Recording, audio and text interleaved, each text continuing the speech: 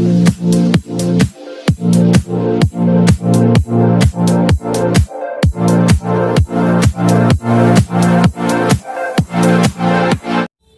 आइए देखते हैं आज एजेंट ऑफ क्रॉस पोलिनेशन किस पे डिस्कस करेंगे। एजेंट ऑफ क्रॉस पोलिनेशन क्या इसका एजेंट है। क्रॉस पोलिनेशन जो होंगे प्रक्रिया तो एजेंट के माध्यम से होते हैं।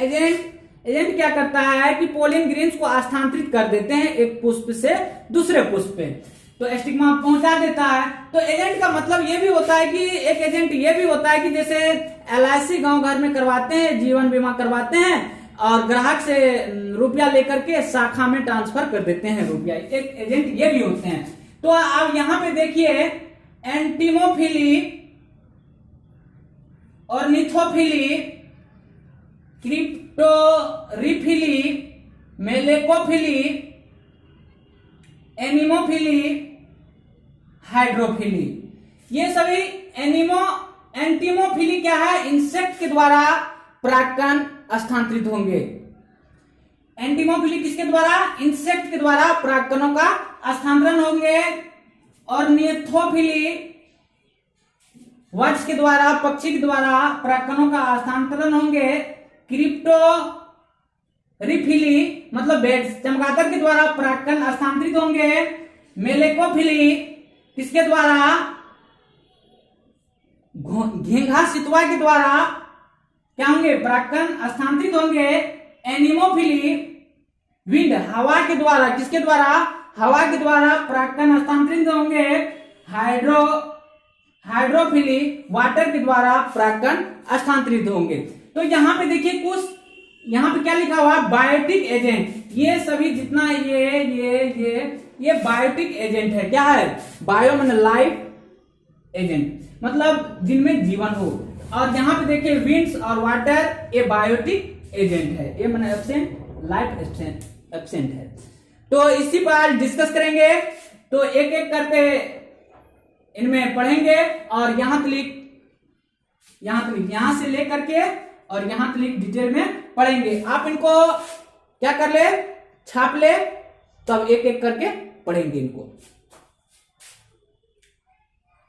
छाप लिए होंगे, छाप ले, इनको मिटा देते हैं। फिर चलिए आप कहां से हैं कमेंट बॉक्स में जरूर कमेंट कीजिएगा, तभी तो पता चलेगा वीडियो कहां तक जा रहा है। देखते हैं एंटीमोफिली को, किसको, एंटीमोफिली मतलब इंसेक्ट के द्वारा, किसके द्वारा, इंसेक्ट के द्वारा। जब पोलिनेशन की क्रिया इंसेक्ट के द्वारा, कीट पतंग के द्वारा होती है तो उसे एंटीमोफिली कहते हैं। क्या कहते हैं, एंटीमोफिली कहते हैं। एनिमल्स में सबसे अधिक इंसेक्ट की ही जनसंख्या है। तो यहां पे देखो एंटीमोफिली के लिए पुष्प का गुण, पुष्प के पास इंसेक्ट क्यों आएंगे, कुछ तो खूबी होगा।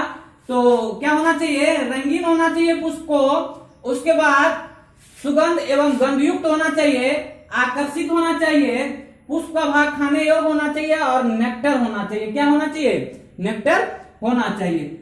देखिए क्या है, रंगीन होना चाहिए। क्या होना चाहिए, रंगीन, विभिन्न रंगों का होता है करोला वाले भाग, उसको देख करके पुष्प की ओर कीट क्या हो जाते हैं, आकर्षित हो जाते हैं। सुगंध एवं गंधयुक्त होना चाहिए। क्या होना चाहिए, पुष्पों की सुगंध कीटों को आकर्षित करती है। क्या करती है, पुष्पों की सुगंध कीटों को अपने ओर आकर्षित करती है। कुछ गंधयुक्त फ्लावर ऐसे होते हैं जो मानव उनसे क्या हो जाते हैं, दूर हो जाते हैं, लेकिन कीटों को बहुत ही पसंद आते हैं। उसके बाद आकर्षित होना चाहिए, आकर्षित होना, मानव भी क्या करते हैं, आकर्षित हो जाते हैं, तभी तो उसको तोड़ लेते हैं। आकर्षित होना चाहिए। उसके बाद पुष्प का भाग खाने योग्य होना चाहिए। क्या होना चाहिए, खाने योग्य होना चाहिए। और नेक्टर होना चाहिए, मतलब मकरंद, चूसने के लिए पुष्प पे बैठता है और उसके क्या शरीर में क्या चिपक जाते हैं, पॉलीग्रीन चिपक जाते हैं और एक पुष्प से दूसरे पुष्प पे गया और परागकणों का स्थानांतरित हो गया। तो उसके बाद इसका एग्जाम्पल देख ले, रोज, जैस्मीन, रात की रानी, हर सिंगार, इटीसी। तो इनको नोट कर ले यहां क्लिक। नोट कर लिए होंगे, इनको चलिए मिटा देते हैं।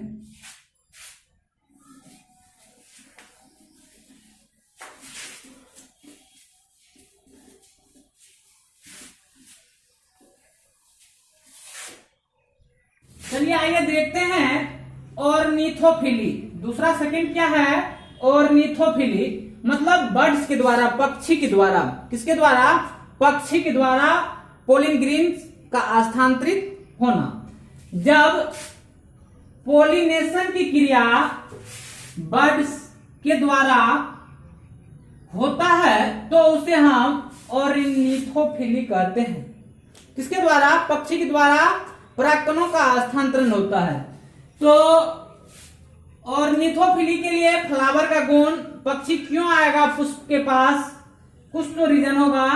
पुष्प बेलनाकार होना चाहिए। क्या होना चाहिए? बेलनाकार, पूरा बेलन आकार का होना चाहिए। मैं यहाँ पे इमेज लगा दूंगा साइड में, आप जरूर इमेज को देखिएगा।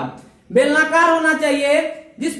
जिस प्रकार से धतूर का फूल नहीं होता है उस प्रकार से बेलनाकार होना चाहिए। उसमें जो उसका चोंच फंसेगा और वह चोंच पे क्या होता है, हो जाते हैं पोलिन ग्रेन्स जाकर के चिपक जाते हैं और दूसरे पौधे पे, फ्लावर पे जाते हैं। फिर उसके अंदर वह चोंच डालता है तो परागकण स्थानांतरित हो जाते हैं। इसी कारण पुष्प क्या होना चाहिए? बेलनाकार होना चाहिए। अधिक मात्रा में नेक्टर होना चाहिए, उसमें मकरंद जो है, रस जो है अधिक मात्रा में होना चाहिए। पुष्प रंगीन एवं गंधहीन होना चाहिए। रंगीन एवं गंधहीन होना चाहिए।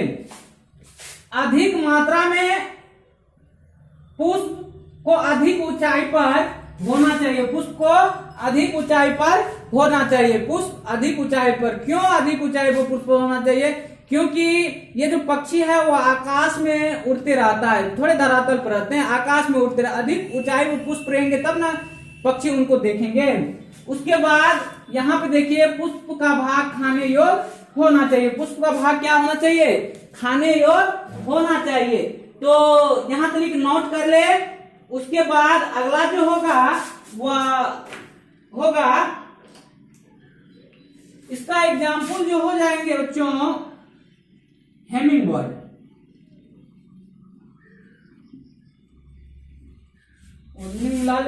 HUMMING। हाँ सही है,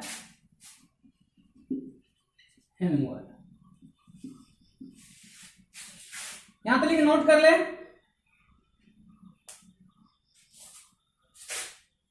नोट कर लिए होंगे। ये सभी क्या चल रहा है? एजेंट ऑफ क्रॉस पोलिनेशन चल रहा है। किस प्रकार से परागकण स्थानांतरित होंगे।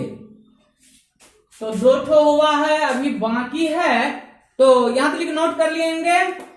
अब मौका नहीं मिलने वाला है, इनको मिटा देते हैं। इमेज लगा देंगे साइड में, इमेज को भी देखते चलिएगा।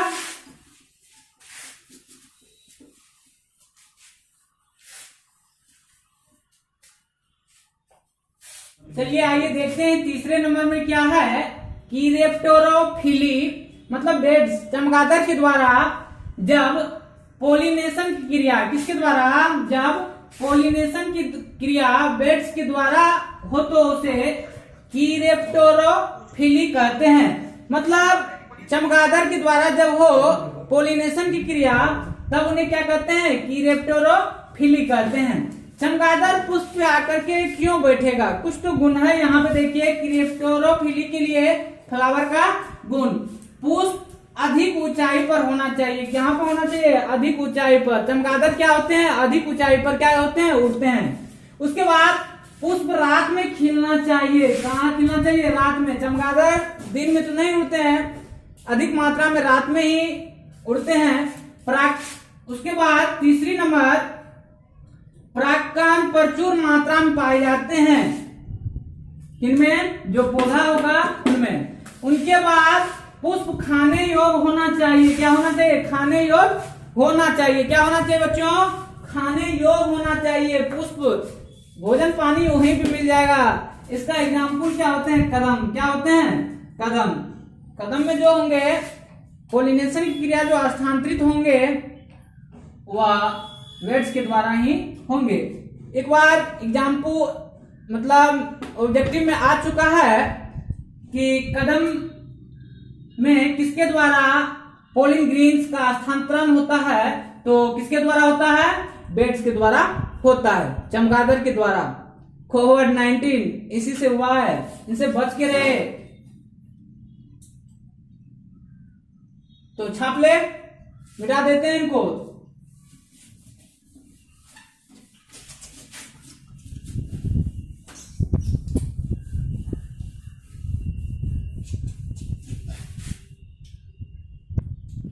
चलिए आइए देखते हैं चौथे नंबर में मेलेकोफिली जानेंगे। जब पोलिनेशन की क्रिया घेंघा सितवा के द्वारा होता है तो उसे मेलिकोफिली कहते हैं। क्या कहते हैं बच्चों? मेलिकोफिली, घेंघा सितवा के द्वारा। तो उसके बाद मेलिकोफिली के लिए फ्लावर का गुण, फ्लावर क्यों मतलब घेंघा सितवा फ्लावर के पास क्यों पहुंचेगा, तो इसका गुण क्या है? पुष्प धुंधला होना चाहिए। और दूसरी नंबर में क्या है? पुष्प अधिक ऊंचाई पर नहीं होना चाहिए। पुष्प जब अधिक ऊंचाई पर होगा तो घेंघा सितवा नहीं जा पाएंगे, इस कारण पुष्प अधिक ऊंचाई पर नहीं होना चाहिए। ये जलीय जीव है घेंघा सितवा, तो जल में प्लांट जो होते हैं स्थानांतरित होंगे। उसके बाद इसका एग्जाम्पल क्या है? लैंड प्लांट के लिए अलग एग्जाम्पल और वाटर प्लांट के लिए अलग एग्जाम्पल। लैंड प्लांट के लिए होगा क्रिसेंथेमस, जिसको कहते हैं गुलदोदरी, और लैंड प्लांट के लिए हुआ, और वाटर प्लांट के लिए हुआ लीमा। तो यहां क्लिक नोट कर ले। बायोटिक एजेंट खत्म हो गया और ए बायोटिक एजेंट बचा हुआ है। तो ए बायोटिक एजेंट जो बचा हुआ है तो उनको डिस्कस करेंगे। एनिमोफिली और हाइड्रोफिली बच गया है। क्या बच गया है? एनिमोफिली और हाइड्रोफिली ए बायोटिक एजेंट में, उनको भी देख लेते हैं। तो इनको फटाक से छाप लीजिए। छाप लिए होंगे, मिटा देते हैं।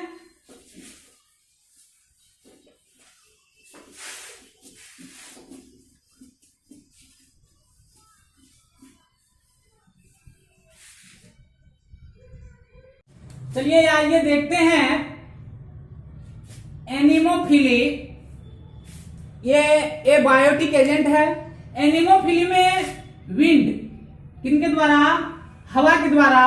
जब पोलिनेशन क्रिया विंड के द्वारा होता है तो उसे एनिमोफिली कहते हैं। हवा के द्वारा जब पोलिन ग्रीन्स स्थानांतरित हो जाते हैं तब उसे क्या कहते हैं? एनिमोफिली कहते हैं। एनिमोफिली के लिए फ्लावर का गुण, क्या क्या गुण होना चाहिए? पोलिन ग्रीन्स हल्का होना चाहिए। क्या होना चाहिए बच्चों?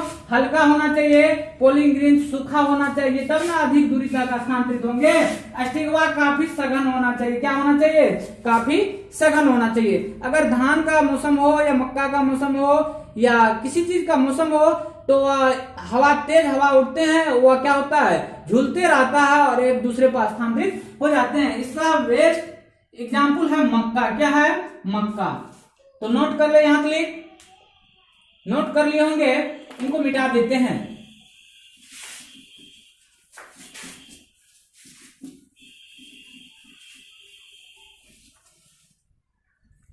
चलिए आइए देखें, यहां पे देखते हैं हाइड्रोफिली मतलब वाटर के द्वारा। किनके द्वारा पोलिन ग्रीन्स का हस्तांतरण होगा? वाटर के द्वारा। जब पोलिनेशन की क्रिया वाटर के द्वारा, जल के द्वारा हो तो उसे हाइड्रोफिली कहते हैं। क्या कहते हैं? हाइड्रोफिली कहते हैं। तो हाइड्रोफिली के लिए पुष्प का गुण क्या क्या होना चाहिए? पुष्प जल के अंदर होना चाहिए। क्या इसके अंदर होना चाहिए? जल के अंदर होना चाहिए। पौधा जलीय होना चाहिए। पुष्प को कम से कम वाटर लेवल पर होना चाहिए। किसके लेवल पर? वाटर लेवल पर होना चाहिए। यहाँ पे वाटर है, इसके लेवल पर होना चाहिए पुष्प को। इसका एग्जाम्पल हो जाता है हाइड्रोलिया etc। नोट कर ले, नोट कर लिए होंगे। इनको मिटा देते हैं।